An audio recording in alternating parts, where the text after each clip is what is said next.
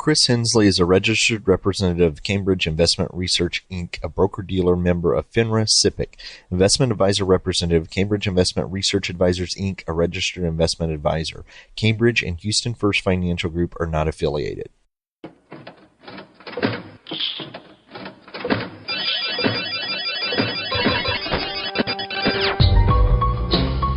The Houston Midtown chapter of the Society for Financial Awareness presents Money Matters with your host, Christopher Hensley.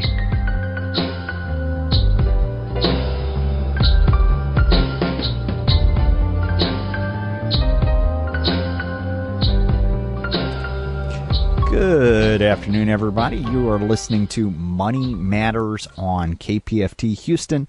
I'm Chris Hensley. We have a great show ahead today for you.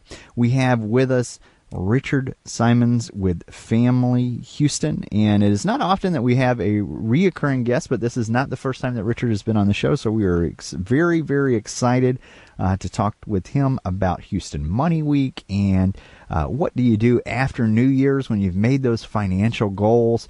Kind of do a deep dive into both of those topics and much, much more. But if you are a longtime listener of this show, you know we always use just the first few moments of the show to tell you a little bit about what's going on with financial literacy in the Gulf Coast region and in Houston. So just a few things coming up here for the calendar. On February 16th, we have the Houston Hispanic Forum Career and Education Day. In fact, when we talk with Richard, we'll talk a little bit more about this event, but this is an event that I've done, I want to say the last 3-4 years. Huge event. This is at the George R. Brown Convention Center. So if you're here in Houston, you know that that is a giant conference center that takes up more than one city block, from one block to the other.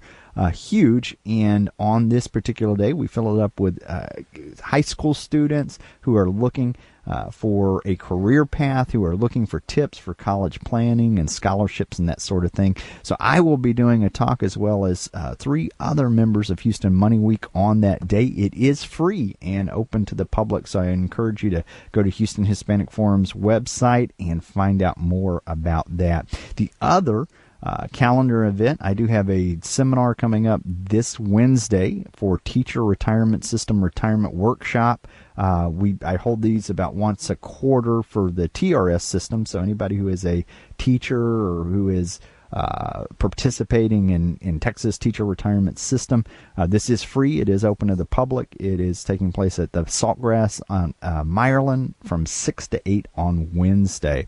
So with that, let's go ahead, and I'm looking at Richard right now. Let me go ahead and turn your mic on, Richard. Richard, how are you doing? It's great, Chris. Good morning. Good morning. Good morning. So usually I will share somebody's bio with them, but I know you so well. I'd like you to maybe tell the listeners a little bit about yourself. Sure. So I'm a senior financial coach at Family Houston, and I've been there almost 10 years now.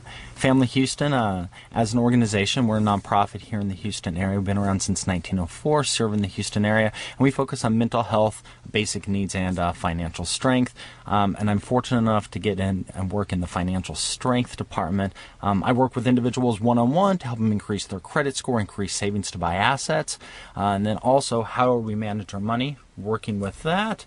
But what's most importantly, what we do at Family Houston is what we don't do. Right? We never tell people how to spend their money because they don't listen to us if we try. We also know that they're the experts of their life. So instead of us being the expert on finance or the expert on what they need to do to reach their goals, we work with them to help them get a plan together, figure out what their goals are, and then how we connect those pieces and what it looks like. And then at Family Houston, we're really happy to be part of Houston Money Week, and we've been there since the beginning. So that was one of the things I was going to start with, is that the Family Houston is such a great organization. You guys have been a partner with Houston Money Week for years. Tell us a little bit about the role of Family Houston and Money Week and how that fits together. Yeah, so having one of the core competencies and core missions and areas that we are working with people with at Family Houston, Houston Money Week is a really natural fit. So we've been a partner and a member with them since the beginning. So going back, we just celebrated 10 years last year, right? And so we're excited about that with Houston Money Week. And so being part of a Houston Y event, right? Family Houston is a great organization. There's so many other really great organizations that focus on financial education, financial literacy, asset building type of services that we all get to come together in Houston Money Week and really make a difference and really get out there in the Houston community. So now for listeners, they've heard me talk about Houston Money Week a lot in a great way, in a Wonderful. good way.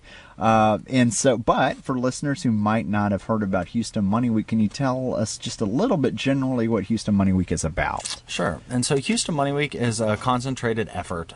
So in April, for a week plus or minus a few days on both sides, right? It started as a week, and now it's grown into almost a Houston Money Week month.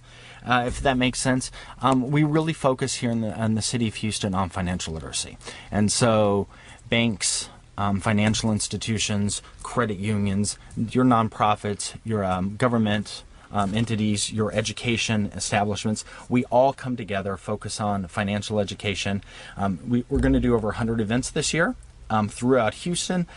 Focusing on anything from basics of banking all the way up to purchasing a house, and every little pit in between, you're going to be able to find something. We all come together to put this on.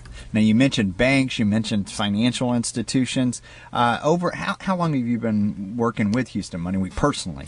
Personally, I've been with Houston Money Week for a little over 9 years now. Wow. Tell me a little bit about for somebody who might be interested in getting involved Sure. with Houston Money Week, about the relationships and how that works with Houston Money Week. Sure. So the relationships with Houston Money Week, one of the great things is the financial institutions here in Houston are fantastic. The credit unions, the banks, the nonprofits, but being able to engage together, we all bring out the best of what we do. And so if you're looking to engage in Houston Money Week, you can go and online. You can find a calendar of events. You can also go online and see what we've done in the past and see the impact and that we've made here in Houston over the past year. One of the things with Family Houston, actually all the nonprofits coming from the financial side, Yes.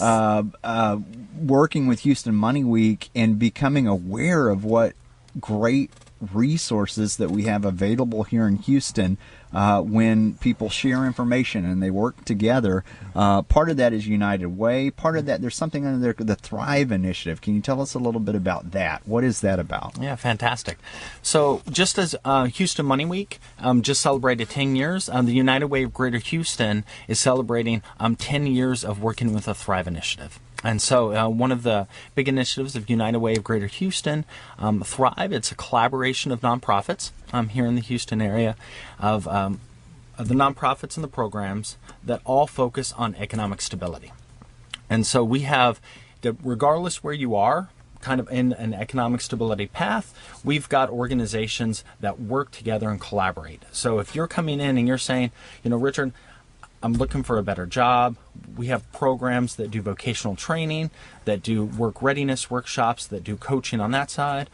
If you're looking to say, okay, I have a job, but I'm looking, how do I pay down my debt? How do I build my savings? How do I grow my credit? Because eventually I want to purchase a house. We have a whole financial coaching environment. And then at the same time, when you're looking at that continuum, how do we purchase assets? Because we know that assets is a great way to help secure a financial future. And so first-time homebuyer education, match savings account. I want to tell you about one here in a minute, Chris. Also, free tax preparation. So I'll plug Baker Ripley here real quick. Yeah. That they've just opened up their tax centers. And so there's multiple centers here all throughout Houston. So if you're looking with the new tax laws, what has changed? Am I doing this right? I just want to make sure I'm okay. They'll provide free tax preparation services for individuals and families that make under $58,000. So if that sounds like a lot of information, it is, and there's a reason for that. One of the things you mentioned right away was the collaborative effort there. Some of the most successful systems that I've seen in the medical center where they research, and it's hospitals and sharing that information. Well, this is a version of that in the nonprofit world where there are organizations out there sharing each other's information, matching resources that are available with people who need it in the community. You also mentioned one of the things there, we're right here in January. April's right down the road. Yes, with tax preparation. You talked about Baker Ripley and the Vita Center and being able to to get free tax preparation. That's a lot of things going on. And that's what's so amazing about Houston Money Week and working with United Way and Thrive and all of that being together. It's like, well, what's the well, they're all working together. They're all collaborating towards this one goal. Yeah, so if I'm working with someone and they say, I'm looking to increase my my skill set. I want to get back to work. What is out there, instead of me saying, well, here's a few phone numbers and a few organizations I heard about, I can say, well, you're interested in this, fantastic. Here's what I want you to do. I want you to call this person here at this organization, let them know that Richard provided you their cell phone number, and yes, I did say cell phone number or direct line instead of just an agency name, and you're part of the Thrive Network. And when they pick up the phone, they have some familiarity, they know that, right? You've already got some information, and then they can help you along that path. That's such a huge resource. Being in Houston, one of the largest metropolitan cities in the world, to have that network there is huge. One of the things that you mentioned, I'm not going to let you get away with this because you mentioned it, there was a savings program there that I know a little bit about it. Tell us about that. Sure. So inside the Thrive Network, there are a few match savings programs and some really cool things that the Thrive organizations are doing. One that I definitely do want to highlight is United Way of Greater Houston and Family Houston have partnered with EARN. EARN is a national nonprofit out of the San Francisco area, and so they have a really great match savings program called Savor Life. And so if you go to savorlife.org/Houston Saves, that's going to be the Houston site to go to.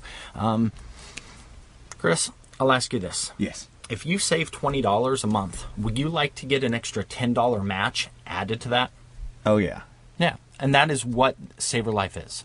So for 6 months, if you go ahead and sign up and do it, and you save in your bank account, so you're not saving in any other bank account, but if you save at least $20 a month, every single month, you're going to get a $10 match for up to 6 months. So regardless of your income, regardless of where you work or anything, if you're here in Houston, going to, again, savorlife.org/Houston Saves, you can go and just by saving your own money, you can get up to $60. Wow. What's the catch? The catch? You need to be committed to save each month. Okay. So no one's going to make you do it. No one's going to tell you you have to. If you don't do it, there's no penalty. But the idea is, I've been working with people in finances for almost 15 years now, Chris. And one thing I've learned is the dollars and cents, that's one thing, right? I mean, I put everything in Excel, that's great, but it's so much more about the behaviors. And if I get used to saving and I'm incentivized for saving and I get used to that behavior, $20, it's a lot of money, but not a lot of money, right? But if I get used to that $20 going into an account and then I get $60 at the end of 6 months as a little bit of bonus, we're working on some of those. And so that's what EARN is doing right now as a national nonprofit. Wow, that's huge. So it's not a bank giving away a free toaster to get you an account. This is a nonprofit group that is giving you an incentive to make that behavior of saving stronger. So there are no. I'm always skeptical. It's like, what's the catch? There's no catch to this. It's you have to save. That's awesome. Now, what is that website again? Again, it is savorlife.org/Houston Saves. And you'll be able to find that there. And I'm glad that you're skeptical, and that's a healthy skepticism, right? And I'm the same way. And so I can say that I did get my $60 2 months ago. I went through the program, and I was like, what is the catch? When are you going to start trying to sell me something? When are you going to say you get your $60 when I sign up for a reoccurring monitoring, or some of those that we see so often? Right. There was nothing there. And one of the other cool aspects about this program, Chris, is when you're enrolled, you get a weekly savings update email to you. And it's not this big marketing email. It's not trying to sell you product. It's just saying, hey, you saved some money this month. Good job. Congratulations. You've earned that $10, and then you'll get it at the end. And so there's a lot of that communication and some tips and tricks on how to save that come along as well. Wow, that is a cool program. We are about halfway through the show here, and one of the things we mentioned right at the beginning is that we just got through the New Year's. We're here in 2019. Often I know I do. I'll sit down at the end of the year and make goals, whether it's financial, personal, business goals. Give us some perspective on that. Where do we sit now as we're here, almost to the end of January? So almost to the end. So, Chris, this isn't you. This isn't me. This is us. Okay, as a whole, is what I can tell you is between you and I, one of us have already failed on our New Year's resolution. All right, we're more than 2 weeks over, which means that more than 50% of people that had a New Year's resolution, they've already failed. They've already said, I'll try again next year and go back. And that's kind of sad. I was talking to a group a couple weeks ago, and multiple people said, I don't even set a New Year's resolution anymore because I know I will not be successful. And I want to change that and what that looks like. And when it comes to the finances, when people, I know a lot of this happens at the end of the year. You've got Christmas, you've got the holidays, people are spending, they're putting things on credit cards. What have you learned or heard about this? Right. It's one of those, it's the interesting time period where we have the holidays, and now we get to recognize what the holidays are going to do to us for the rest of the year. Right? But this is a great time to really look at where you want to be, not just as what I'll call a New Year's resolution or something. Hey, I'm going to try to do this activity, but what do I need to do now so when the holidays come next year, and we're talking in January of 2020, I'm where I want to be, right? And again, I'm going to go back to what I said about the reason why Savor Life and Earn is doing what they do is because it's a behavioral change. And so just a few tips and tricks that I would like to share with everybody out there.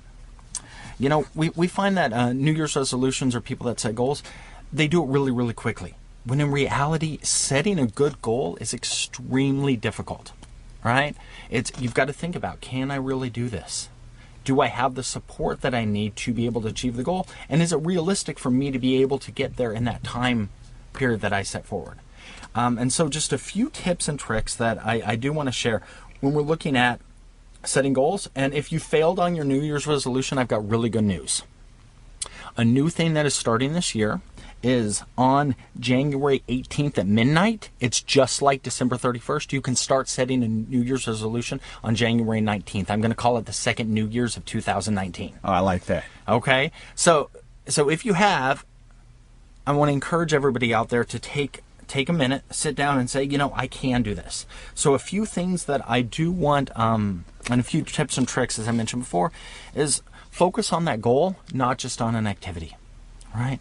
If my goal is to have more money saved by December 31st of 2019, if that's the goal, well, there's a lot of different ways to get there. But if I focus on the goal and I keep saying, what am I doing to get to my goal? Not just, I'm going to do this activity, or I'm going to move $5 every day, or I'm going to do this.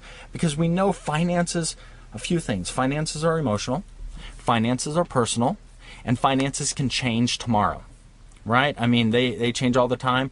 I rarely ever meet the person that wants their refrigerator to actually break down. But if it does, and you either have to get a new one or fix, there's a financial cost to that. And so we know that they change. So stay focused on the goal is number one, on what you're trying to do. Secondly, find support. Right? And that's with anything, right? I'm amazed how often the people say, I don't want to exercise, and then they get a running partner, and then they start enjoying running because they're all of a sudden accountable to someone. If that's someone at Family Houston, if that's someone in the Thrive Network that can be your coach and help hold you accountable and set up these goals with you, is great. If it is a friend, and not the friend that just says, yeah, but a real friend to really work with you on it's fantastic. So the second step and the second trick I want to share is find a friend, right? Find someone who you can support with. I find that people talk about money in two ways. They'll either share money and they'll say, I'm completely broke, or they'll share money and they say, I have a whole bunch. And typically that's where the conversation ends, but actually sitting down and saying, here's what I'm trying to accomplish with my finances. Can we have a real honest conversation about it, and what does it look like? And so, again, number one, let's focus on that goal instead of just a small activity. Number two, let's go ahead and find a partner, right? Find some support as we're going through it. And then number three, so one of the other pieces that I really, really like is, I call it expect to make some mistakes. and give yourself permission to make those mistakes as we move forward, right? My oldest daughter, love her to death. She is a perfectionist, right? If she's doing 10 things and 9 of them work out perfect and one she needs to go back and look at, she gets upset about all of them, right? When it comes to finances, like dieting, like exercising, like anything, there could be some mistakes, or there could be some steps that we take that we don't necessarily want to, right? Things are going to happen that are not. And so expect to make mistakes and give yourself permission to say, yep, that was a mistake. We're going to start again tomorrow, and we're going to persevere to get to where we want to be. So those are some powerful tips when it comes to what you mentioned right at the beginning, behavioral change. Not just setting that goal and then beating yourself up because you didn't get there. You let us reset with that second New Year's, which was a good thing. I might need to do that this month as well. We all do. But you gave some of those tips there, that finding support, whether that's a financial coach at Family Houston, whether it's a friend that that's holding you accountable for the goals that you set, that you're sharing with them. Give us a little bit of context. If somebody did come into Family Houston, we talked about that coaching role. Yeah. How does that work? So they can go to familyhouston.org is the website, or they can call our main number, which is 713-861-4849. Just say, hey, what's this financial coaching thing about? If somebody just wants to call, ask a question, learn more about it, that's great. If they want to come in and schedule an appointment, that's fantastic. It's no cost for anyone to come visit with us. And again, what we do is we're focused on what your goal is, right? And so if you come in and you say, hey, I want to get out of debt or start getting my debt under control in 2019 because I want to purchase a home in 2023, fantastic, we'll look at that. We work with a lot of people on credit, so we can soft pull credit reports so it doesn't impact the score, and do an education poll, and we'll actually sit down with people for an hour and a half and go through, here's exactly what's on your credit report, and here are some things that you can do today to start putting it back to where you want to be. But then again, I'm going to go back to something I said a little bit, that what's I think really important too when someone comes in is, so often I find people come in and they sit down and they say, oh, my finances are bad. And I always challenge them, say, they're not good or bad, they're not right or wrong. It's, are we doing with our money what we want to get to that goal? Because at the end of the day, right, Chris, my guess is you spend your money differently than me. Yeah, that's probably... Yeah. We do similar things, but then it's also different, and we have different priorities, right? You have different hobbies than I do. I'm thrilled about your hobby to learn more. You the same, me, but not one is better than the other. Right? But so often in finances, we judge each other and we say, well, you should do this, you need to do this, why don't you do that? Yeah, at Family Houston, we don't do any of that at all. It's all about what are we doing, and are we doing what we want to get to where we want to be, and how can we get some education or some knowledge or try some other tricks and build a plan to really accomplish our goals here this year. So that's huge. When we talk about that behavioral change, that reaching that goal, being able to have somebody sit down with you, to do that's available here in Houston through the nonprofit Family Houston. What other ideas do you have for us when it comes to our finances? Sure. So also when it comes to finances, it's always one of those that, ostriches really do not put their head in the sand, but we think of that mentality. And here's what I can tell you. If your head is in the sand about your finances and you expect them to go away, I haven't seen it work yet. So if somebody has seen it work, I would love to figure out how that really happened. But they're going to be there. And so the question is not, oh, well, if I ignore it long enough, it'll go away. The question is, what can I do? And where am I at? And where do I need to start from? Also take small steps, right? One interesting thing when I'm out presenting and I talk often is we assume everybody knows how to work with their money. We assume that the way other people do it are better than the way we do. And in reality, we're all just kind of get to the end and we're all just learning as we're going. We celebrate our wins, maybe be too hard on ourselves on our challenges, but go through, right? And how do we take those small steps and the small wins and build on each other? And I've been amazed at the success that people have had when they have done one or two small things, and the ripple effect of that into them being able to accomplish so much more as it goes. And then the other thing that I'll just mention, Chris, is patience. Patience and take time, right? So often we want something to happen today, right? I always say I love mowing the lawn because as soon as I mow one strip of the grass, I can see, well, this has been cut, this is not, and I get that immediate gratification that the grass is mowed. Well, finances is not always like that, right? If I have debt and I have some credit cards and I'm working on, it takes time. If I want to improve my credit score, that's going to take some time, right? And so working with someone, and I'll go back to an accountability partner and moving through, is a great way for you to actually reach those goals that you set for yourself the first New Year's, reach those goals that you're going to set for yourself tonight as the second New Year's of it, and then really get to where you want to be and make 2019 a great financial year for you.